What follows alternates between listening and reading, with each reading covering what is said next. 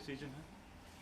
देखिए, ये जो हमारा मुल्क है ये सेकुलर बुनियादों पे बना हुआ है और ख़ासकर जिन्होंने आज़ादी की लड़ाई लड़ी, कांग्रेस जमात जिसमें आगे आगे थी, उन्होंने इस मुल्क की बुनियाद जो है, चाहे अंबेडकर जी हो, जवाहरलाल नेहरू हो, उन्होंने सेकुलरिज्म पे इसकी बुनियाद डाली थी। और सेकुलरिज्म हमारे डीएनए में है, इस मुल्क के डीएनए में है। ये ज़रूर बीजेपी कोशिश कर रही है कि जो सेकुलर फैब्रिक है उसको तार तार करने की, but DNA is going to be there. और जहाँ तक ये मस्जिदों में अजान का लाउड स्पीकर बंद करने का, ये इनका जो एक एजेंडा है उसी की एक ये कड़ी है कि माइनॉरिटीज़, अभी देखिए कर्नाटका में आज इन्होंने वहाँ जो क्रिश्चियंस हैं उनके ऊपर हमला किया, उनकी बाइबल वगैरह जो है उसके साथ बेहुरमती की।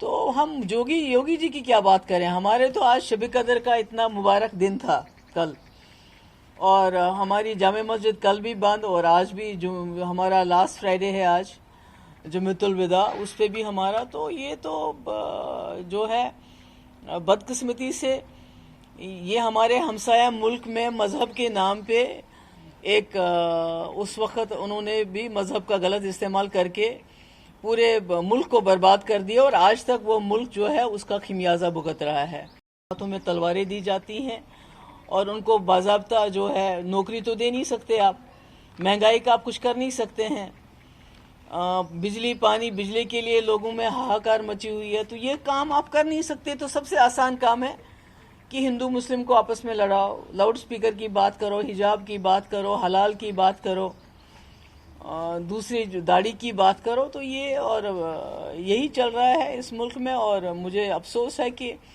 अगर हम भी उसी तरह चलते रहे तो हमारे मुल्क का भी हाल जो है आने वाले वक्त में बहुत बुरा हो सकता है, क्योंकि 20-25 करोड़ मुसलमान, उसके साथ जो क्रिश्चियंस हैं, उसके बाद दूसरी माइनॉरिटीज़ हैं, तो आप उनको उनको ख़त्म तो नहीं कर सकते ना, आप उनको तो रहना इसी मुल्क के अंदर है। लेकिन मैम ऐसा है, जैसे आप बात करते हैं यूपी की, अगर योगी आदित्यनाथ का अगर आप लाउड स्पीकर का ऑर्डर देखिए, वो सब मजहब के लिए, एक पर्टिकुलर रिलीजन के लिए नहीं, और रिलीजियस प्रीचर उसको वॉलंटरली उतार रहे हैं, तो फिर इसको रंगत क्यों दी जा रही है? रंगत की बात नहीं है कि आपके हमारे मुल्क में जो है फ्रीडम है, फ्रीडम, हमारा राइट टू फ्रीडम है, यानी कि हम जो मज़हब चाहें उसको प्रैक्टिस कर सकते हैं। और ये अचानक से इससे पहले हिजाब का इशू आ गया, अब लाउड स्पीकर का इशू आएगा, उसके बाद हलाल का। ये तो एक इशू, ये तो खाली लाउड स्पीकर की बात नहीं हो रही है, ये तो दिन ब दिन एक एक चीज़ की बात कर रहे हैं। और उसके बाद इस तरह माइनॉरिटीज़ के मकानों को बुलडोजर से उड़ा देना, ये तो सारा एक सिनिस्टर प्लान लगता है, ये कोई एक चीज़ नहीं है। ये तो this seems to be a series of actions that they want to do to divide the society, और कुछ इनके अपने जो वक्त हैं उनको वो देने के लिए, just to kind of give them some kind of thrill, because as I said earlier also नौकरी ये दे नहीं रहे हैं, ये बेरोजगारी का कुछ नहीं कर पा रहे हैं, महंगाई का कुछ नहीं कर पा रहे हैं, बिजली पानी की किल्लत है, इतनी जगह पे पानी की ना होने की वजह से फसलें नहीं लगा रहे हैं लोग। तो ऐसे में और क्या करेंगे, यही हिंदू मुस्लिम का खेल खेल रहे हैं। और पावर क्राइसिस जो है वो चल रहा है जम्मू कश्मीर, इस पे क्या कहेंगे? देखिए मेरे भाई, हम तो यही पीडीपी वाले तो बदनाम थे ना जब हम कहते थे हमारे पावर प्रोजेक्ट हमें वापस मिलने चाहिए, क्योंकि अगर हमारे पावर प्रोजेक्ट हमें वापस मिल जाते तो हम पहले हमारी जो यहाँ अपनी बिजली की खपत है उसको पूरा करते, हमारी जो इंडस्ट्री के लिए ज़रूरत है उसको पूरा करते, उसके बाद बिजली हम अपने मुल्क को सप्लाई करते और उससे कुछ कमाते पैसा कुछ हमें, क्योंकि अब अगर आप कोल किसी स्टेट से लेते हैं तो आप उनको रॉयल्टी देते हैं, हमें तो कुछ भी नहीं मिलता है। तो जब पीडीपी ये बात करती थी तो उन्हें कहा जाता था कि भाई ये जो है ये एंटी नेशनल है। तो ये अगर इस वक्त हमारे पावर प्रोजेक्ट हमारे पास होते तो जम्मू में ये हालत नहीं होती, कश्मीर में ये हालत नहीं होती जो इस वक्त हो रही है।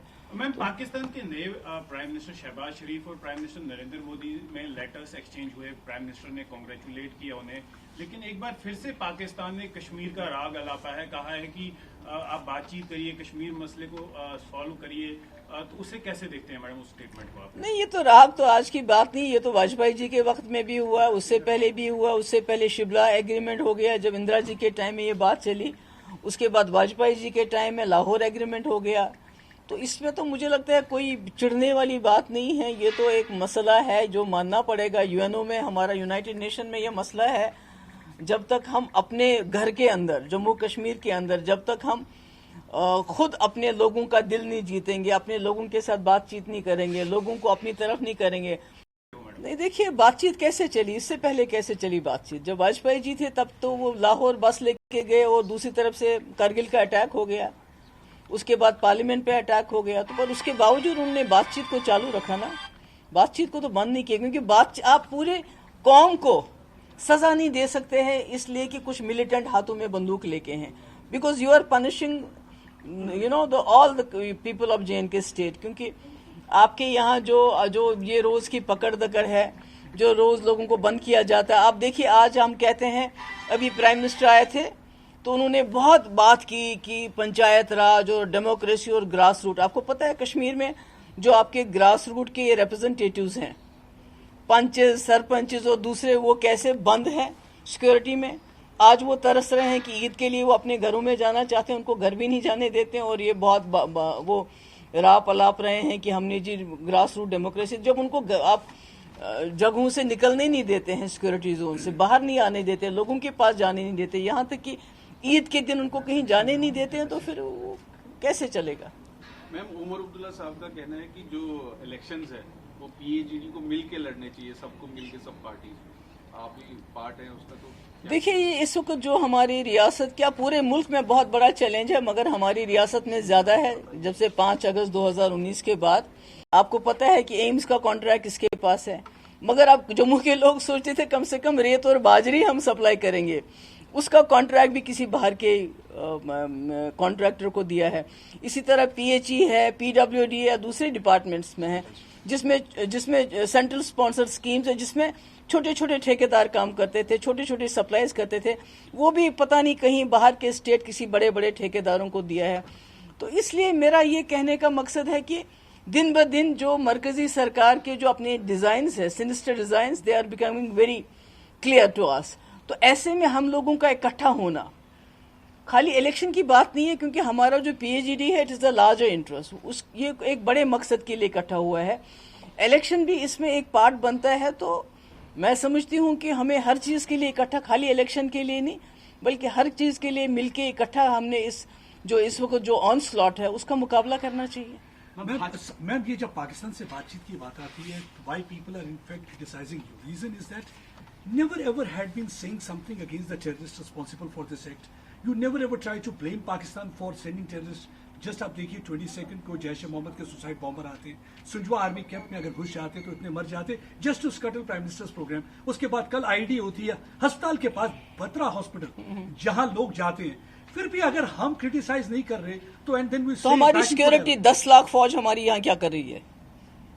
if they are not able to deal with 200, جو یہی بولتے ہیں نا 100-150 ملیٹنٹ ہے, اگر 100-150 ملیٹنٹ کے ساتھ ہماری 10 لاکھ فوج ان کو ڈیل نہیں کر رہی ہے تو پھر ہم کیا کر رہے ہیں, کیا کر رہے ہیں پھر ہم لوگ. یہاں تو ہمارے لوگوں کا جینا حرام ہو گیا ہے ایسپا کی وجہ سے. آپ کسی کو بھی پکڑ کے کہیں بھی, آپ کو پتہ ہے شوپین میں انکاؤنٹر ہوا, فیک انکاؤنٹر ہوا, HMT میں کیا ہوا, باقی جگہوں پہ کیا ہوا. اگر اتنی ساری طاقت دی ہے ہم نے سیکورٹی فورسز کو, فوج کو, کہ آپ ڈیل کرو سچویشن کے ساتھ, اگر اس کے بعد بھی سنجوا میں انسیڈنٹ ہو جاتا ہے, دوسری جگہ ان سے ہمارے 5 سرپنچ مارے جاتے ہیں, تو یہ تو میں سمجھوں گی کہ ہمارے تو گھر میں ہی کوئی نہ کوئی کمی ہے نا, کہیں نہ کہیں ہم ہی فیل ہو رہے ہیں نا. 150 یا 200 ملیٹنٹس کے ساتھ ڈیل کرنے میں, maybe we are feeling. So we should also look inside Pakistan. Dialogue کے بغیر تو اور کوئی چارہ نہیں ہے, وہ تو اس کے بغیر آپ کچھ بھی کر لیجئے, کتنی اور بھی فوج لے آئیں, اور بھی لوگوں کو جیل میں ڈال دیں, بند کر دیں, تہار لے جائیں, you don't have any other way but dialogue is the only way forward. جو واجپئی جی نے ایک روڈ میپ دیا تھا مفتی صاحب کے ساتھ مل کے, اس کے بغیر اور کوئی چارہ نہیں. ویدر دے لائک اٹ اور ناٹ, یہ تو واجپئی جی کی بڑی تعریف کر رہے تھے مودی جی. وہاں تو واجپئی جی کے نام پہ جو بنایا ہے میوزیم, جو بنایا ہے پرائم منسٹر, وہاں کیا لکھا ہے واجپئی جی کے کہ جموں کشمیر میں انہوں نے پیس پروسیس چلایا, پھر تو وہ نہیں لکھنا ہونا چاہیے تھا.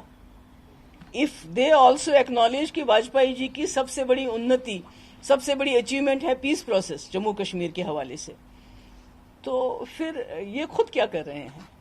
تھینک یو سو مچ. نمسکار, میں ہوں مانک گپتا.